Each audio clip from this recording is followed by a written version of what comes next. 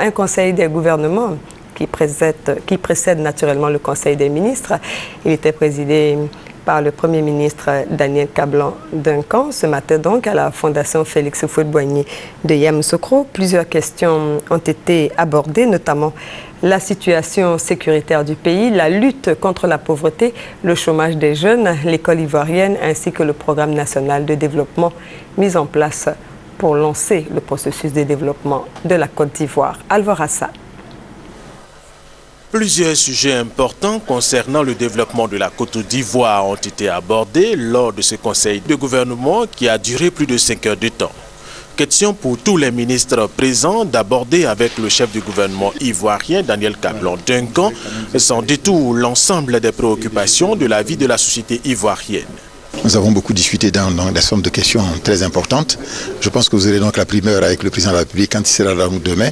Mais nous avons préparé une série de dossiers importants qui concernent notamment donc, les problèmes relatifs à l'utilisation d'énergie nucléaire pour pouvoir se soigner. Il y a des problèmes concernant les PPP, les partenariats secteur public, secteur privé, sur lesquels nous allons continuer encore tout à l'heure pour finaliser ces dossiers, les problèmes de l'école. Je dois dire que c'est toujours avec grande joie que nous nous trouvons ici donc à Yamoussoukro, donc la ville du père de la nation ivoirienne. Conformément donc aux instructions du président de la République, c'est d'aller vite et bien.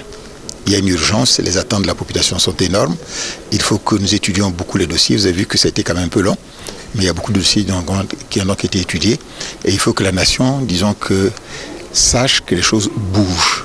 Et ça bouge sur le terrain. Ce conseil de gouvernement qui s'est tenu à la Fondation Félix Houphouët-Boigny, ici à Yamoussoukro, a enregistré la présence de la quasi-totalité des ministres du gouvernement Duncan.